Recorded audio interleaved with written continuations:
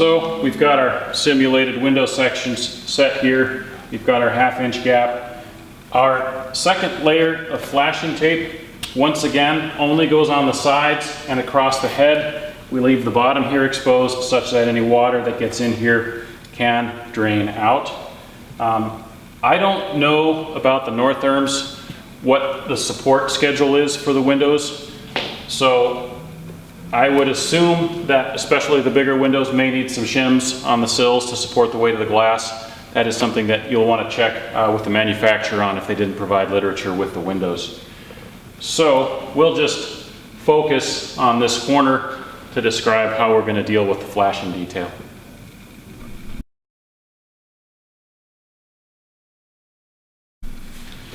So the first step on flashing the 3 sides of the window is to do one of the legs, and I'm going to run my flashing tape up and over the flange a little bit here, like so.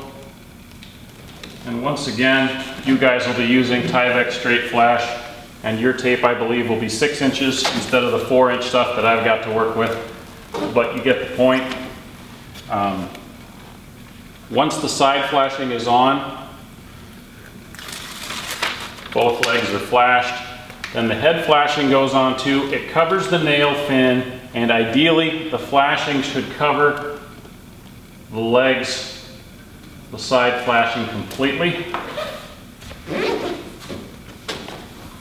And really important, this right here, this is where the buck stops.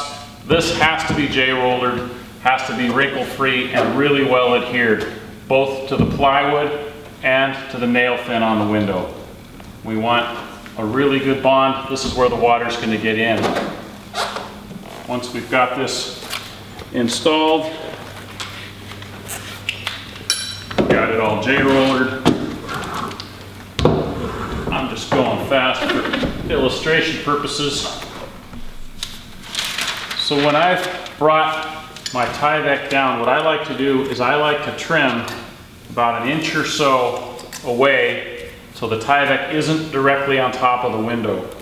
It creates a little bit of a step here where this comes across. We still want our Tyvek joint to be fairly tight, but what matters here when we do our final taping job is that we get a really good bond right here to the tape underneath. I like to use the 3M 8067 tape just for the first horizontal tape joint. That'll go right across here. Obviously, if this was a complete window, everything would extend all the way across. But by trimming the Tyvek up 1 inch, I am now bonding flashing tape to flashing tape. I'm bonding to my self-adhering flashing tape on the backside. That's a much better weather-tight seal than if the Tyvek was flush with the window. We would have an untaped, unsealed portion. If some water got back here, in theory, it could run back in behind there between the Tyvek and the flashing tape, and over time things could deteriorate. Because we've trimmed 1 inch, we have to take another little short piece of tape and finish our horizontal transition, like that.